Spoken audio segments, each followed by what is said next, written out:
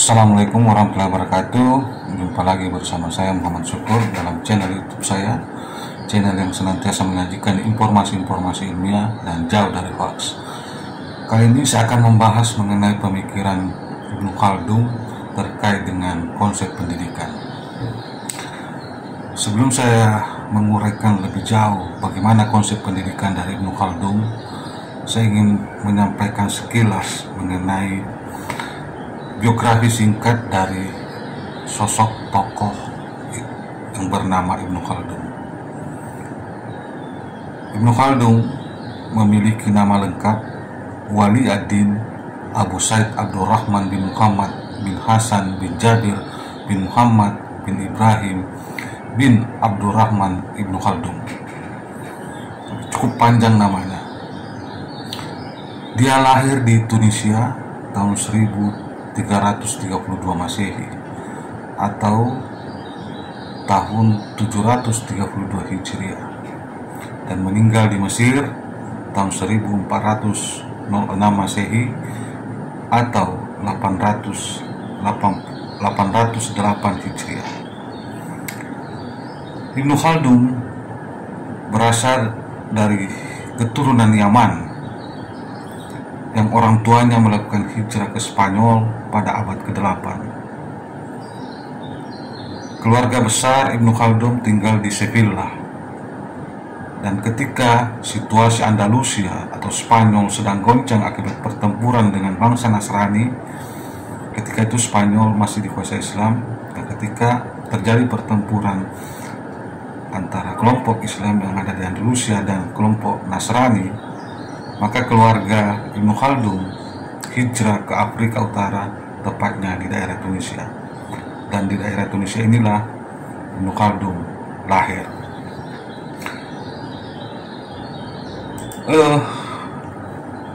Ibnu Khaldun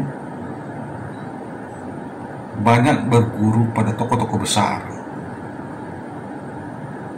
Dia berguru pada Abu Abdillah Muhammad Ibnu Al-Arabi Al-Hashiri tentang bahasa. Dalam ilmu hadis, dia belajar pada guru yang bernama Samsuddin Abu Abdillah Al-Wadiyasi. Dalam bidang fikih, dia belajar pada sejumlah guru, diantaranya adalah Abu Abdillah Muhammad Al-Jiyani dan Abu Kahiri. Selain ilmu-ilmu keislaman, Ibnu Khaldun juga banyak belajar tentang ilmu-ilmu eksak, ilmu-ilmu lain seperti filsafat, teologi, logika, ilmu matematika, ilmu alam, astronomi, dan dia belajar kepada seorang guru yang sangat masyhur ketika itu, yaitu Abu Abdillah Muhammad Ibnu Al-Abili. Inilah guru-guru dari seorang Ibnu Khaldun. Dia memang belajar pada guru-guru yang sangat mumpuni pada saat itu.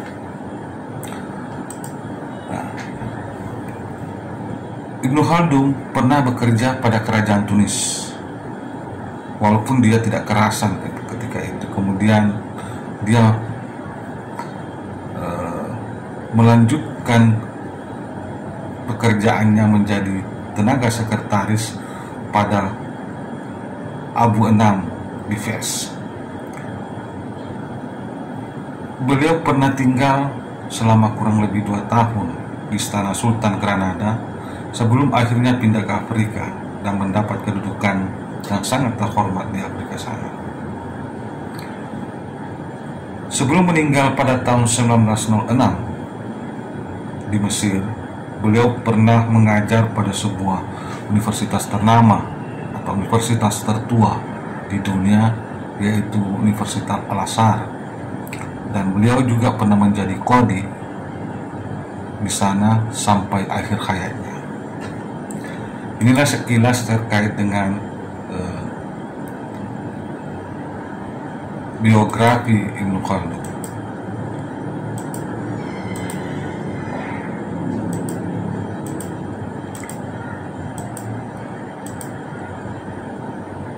pandangan Ibnu Khaldun terkait dengan konsep pendidikan, bahwa tujuan pendidikan itu, dia melihat bahwa pendidikan sebagai usaha transformatif yang sangat potensial, yang bertujuan untuk mengoptimalkan pertumbuhan dan perkembangan seorang anak. Pendidikan dalam konsep Ibnu Khaldun bertujuan untuk mengoptimalkan pertumbuhan dan perkembangan seorang anak. Anak bisa cepat bertumbuh dan berkembang melalui sentuhan pendidikan. Ibnu Khaldun selanjutnya mengungkapkan bahwa pendidikan harus diletakkan sebagai bagian integral dari sebuah peradaban atau al-umran, karena peradaban sendiri isinya adalah pendidikan. Peradaban yang maju ditandai dengan pendidikan yang maju, karena isi dari sebuah peradaban adalah pendidikan. Pendidikan merupakan sarana bagi manusia untuk mengakui dan mengetahui hukum-hukum Allah yang telah disyariatkan atasnya, dan untuk menggapai ma'rifat dengan menjalankan praktik-praktik ibadah. Jadi pendidikan yang bisa kita mengantarkan seseorang untuk mengetahui hukum-hukum Allah dan menjalankan syariat-syariat yang sebagaimana yang diperintahkan oleh Allah. Dan itu bisa mengantarkan seseorang untuk menggapai ma'rifat, mendekatkan diri kepada Allah dengan sedekat-dekatnya, dengan cara melakukan praktik-praktik ibadah dan sesuai dengan tuntunan Allah.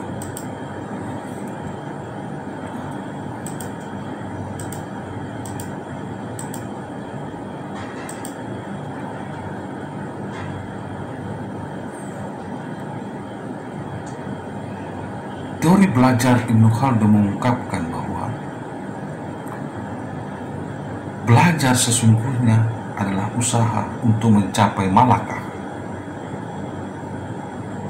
Tujuan belajar bukan sekadar untuk mendapatkan pemahaman, karena pemahaman atau al-fahmu dapat dipelajari siapa saja.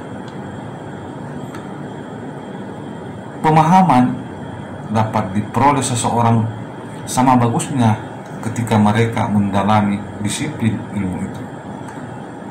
Tetapi malakah adalah eksklusif dan dimiliki oleh para sarjana atau orang-orang yang benar-benar mendalami disiplin ilmu pengetahuan tertentu.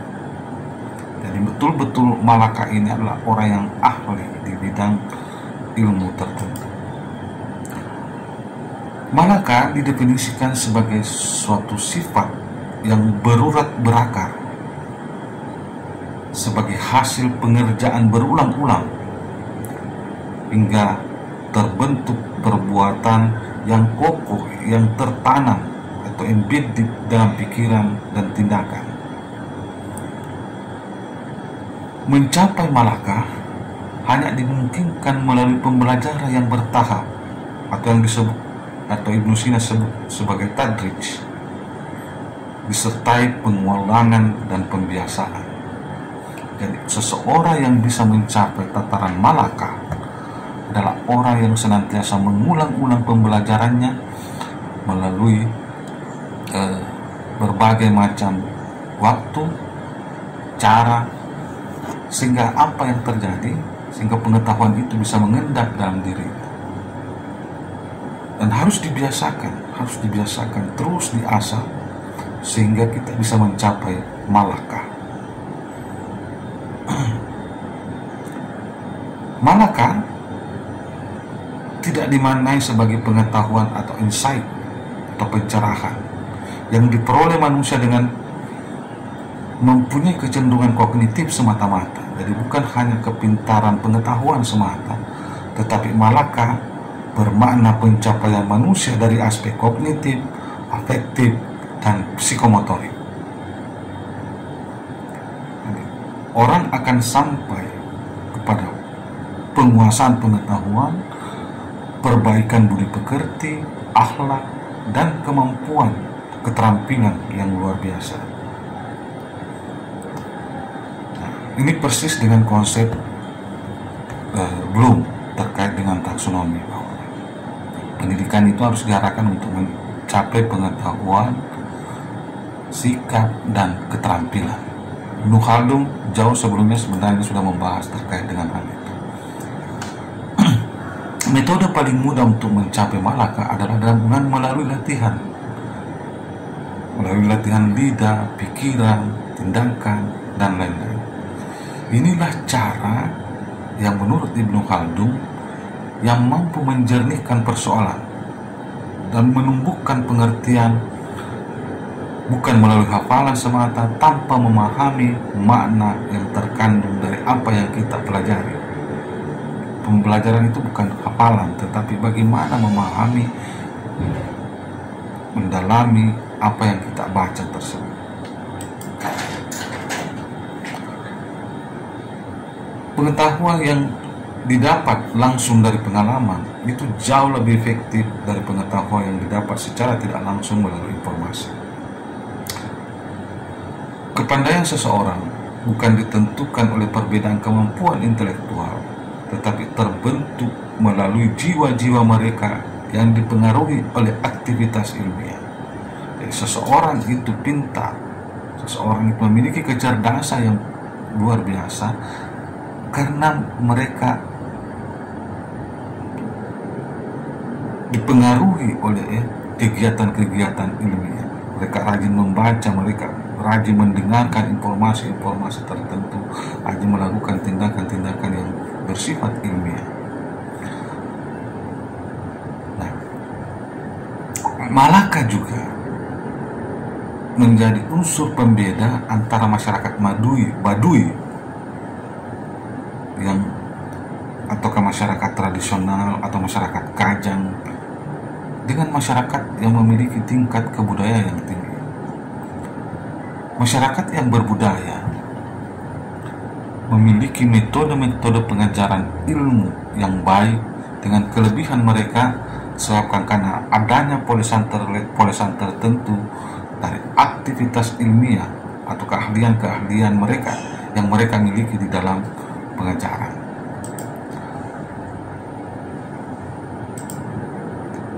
Nah, bagaimana posisi guru di dalam konsep pendidikan Ibnu Khaldun? Sifat-sifat yang harus dimiliki oleh seorang pendidik menurut Ibnu Khaldun adalah lemah lembut, menjadikan dirinya uswatun hasanah, panutan bagi peserta didiknya. Dia senantiasa memperhatikan peserta didik, peduli dengan peserta didik. Seorang pendidik harus mampu mengelola waktunya secara profesional. Seorang pendidik harus profesional di dalam menjalankan tugasnya. Sebisa mungkin, seorang guru harus bersikap lemah lembut dan penuh kasih sayang terhadap sang murid. Selanjutnya Ibnu Khaldun memandang bahwa usaha mendidik yang dilakukan oleh pendidik adalah suatu pekerjaan yang memerlukan keahlian. Jadi tidak semua orang bisa melakoni profesi yang namanya mendidik atau pendidik. Untuk menjadi seorang pendidik diperlukan kualifikasi tertentu. Pendidik harus memahami pengetahuan-pengetahuan terkait dengan perkembangan kerja akal secara bertahap. Jadi pendidik harus memahami bagaimana perkembangan akal yang dimiliki oleh peserta didik. Tidak boleh memperlakukan sama dalam proses pendidikan antara anak yang masih berada pada tingkat pendidikan dasar dengan orang yang berada pada pendidikan lanjut ataukah pendidikan tinggi.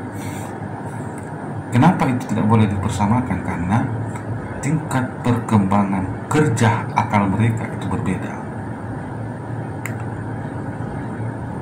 Nah, pendidik juga harus memiliki metodologi mengajar sesuai dengan perkembangan akal. Jadi sedapat mungkin guru memahami metode mengajar sesuai dengan perkembangan akal peserta didik yang mereka hadapi. Cara-cara menghadapi setiap orang itu berbeda-beda. Dan sedapat mungkin guru memiliki metodologi atau cara-cara untuk membelajarkan anak yang memiliki tingkat perkembangan akal yang berbeda, tingkat emosi yang berbeda, dan perkembangan karakter yang berbeda. Jadi guru harus punya perangkat metodologi untuk bisa memahami itu. Lalu bagaimana konsep peserta didik dalam pandangan Ibnu Khaldun? Bagi Ibnu Khaldun, peserta didik itu merupakan subjek didik yang dituntut kreativitasnya agar dapat mengembangkan diri dan potensi yang mereka miliki. Jadi Khaldun melihat bahwa peserta didik itu bukan bagian dari objek yang kita perlakukan, tapi subjek, orang yang memiliki potensi, orang yang bisa mengembangkan dirinya. Tugas pendidik dalam hal ini adalah menggali kreativitas dan potensi yang dimiliki oleh peserta didik. Karena peserta didik itu sesungguhnya sudah memiliki kreativitas dan memiliki potensi yang mungkin ada yang sama dan ada yang berbeda. Sehingga pendidikan dituntut untuk menggali kreativitas dan mengembangkan potensi yang dimiliki oleh peserta didik. Pada tahap awal, peserta didik adalah seorang wildan. Dalam konteks peserta didik sebagai wildan, dia memerlukan guru. Nah, konsep wildan ini mengacu kepada konsep pendidikan dasar kalau kan untuk konteks Indonesia. Jadi di masa anak-anak, di masa kanak-kanak, peserta didik mutlak adanya didampingi oleh seorang guru yang bisa mengembangkan kreativitas dan potensi yang mereka miliki. Pada tahap selanjutnya, pada tahap muta'allimin, seorang peserta didik diharapkan mampu mandiri. Pada konteks pendidikan muta'allimin atau pendidikan menengah ke atas sampai pendidikan tinggi, keberadaan seorang guru itu tidak mutlak harus mendampingi setiap saat dari murid-muridnya.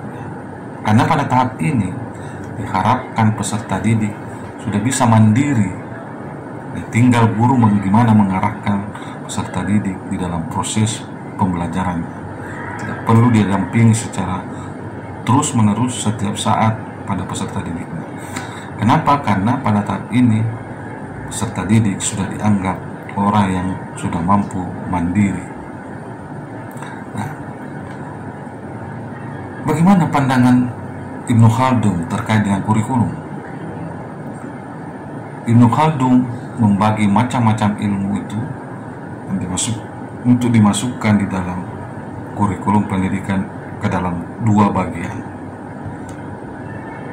Yang pertama adalah ilmu-ilmu yang bernilai intrinsik, yang dimana ilmu yang bersifat intrinsik ini dipelajari karena ilmu itu memiliki faedah untuk diri sendiri, seperti moral, keagamaan, nilai. Itu yang disebut dengan ilmu-ilmu yang bersifat intrinsik. Kenapa kita pelajari itu? Karena dia bermanfaat langsung kepada diri kita. Nah, kemudian hal lain yang perlu dimasukkan dalam kurikulum adalah ilmu-ilmu yang bernilai ekstrinsik, seperti bahasa, matematika, ilmu logika, filsafat, dan lain-lain. Ilmu ini ilmu yang bersifat ekstrinsik ini, di samping bermanfaat bagi diri kita, juga bisa mengembangkan masyarakat dan peradaban manusia pada umumnya.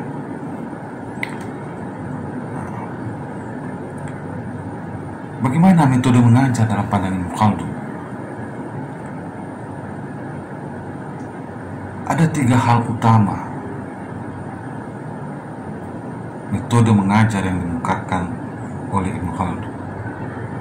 Yang pertama adalah hendaknya kepada peserta didik diajarkan pengetahuan yang bersifat umum dan sederhana.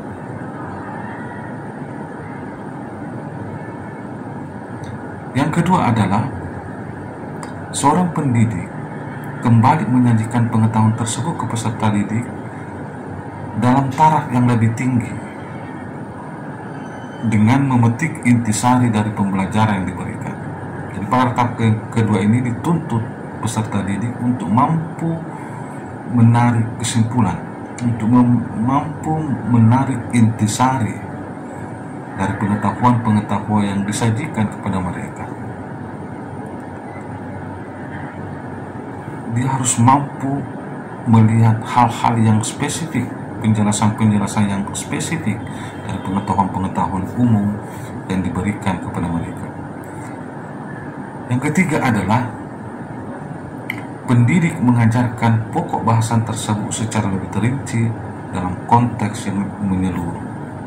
Bagaimana suatu pokok bahasan dikaji dalam konteks yang lebih universal, saling mengkaitkan berbagai macam fenomena, saling mengkaitkan dengan berbagai macam ilmu-ilmu yang lain. Nah, pandangan Ibnu Khaldun terkait dengan bagaimana penerapan hukum dalam sistem pendidikan. Penghukuman dalam sistem pendidikan menurut Ibnu Khaldun itu harus dilakukan dengan menggunakan metode kuratif. Bagi Ibnu Khaldun, tujuan hukuman itu adalah untuk memperbaiki anak yang melanggar atau yang melakukan kesalahan dan memelihara peserta didik yang lain. Jadi ketika seorang anak melakukan pelanggaran ketika dia berada dalam sebuah lembaga pendidikan, maka penegakan hukum dilakukan dalam rangka untuk memperbaiki anak yang melanggar itu. Dan yang kedua, supaya anak-anak yang tidak melanggar ini terpelihara dari gangguan-gangguan dari si anak yang melanggar. Jadi 2 prinsip di dalam penghukuman, yaitu bagaimana memperbaiki peserta didik yang melanggar supaya dia lebih baik, dan kita mengamankan orang, kita memproteksi orang yang tidak bersalah, kita pelihara orang-orang atau siswa-siswa yang tidak bersalah supaya dia tidak melakukan kesalahan.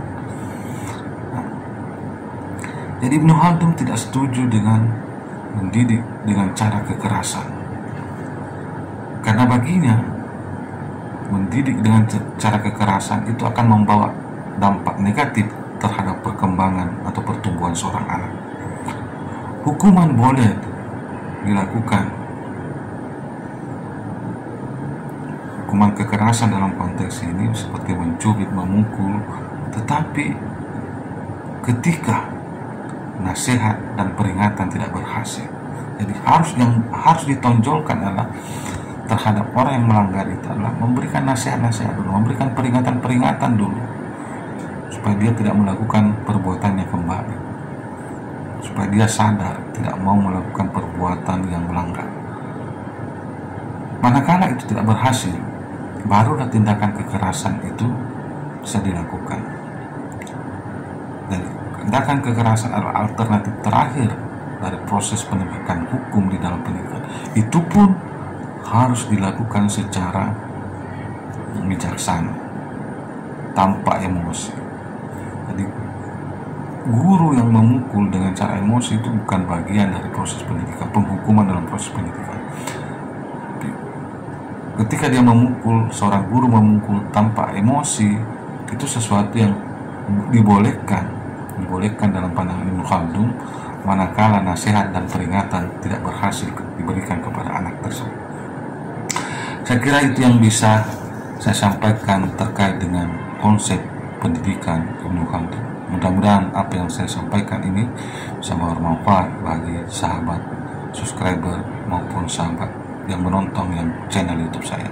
Sekian, assalamualaikum warahmatullahi wabarakatuh.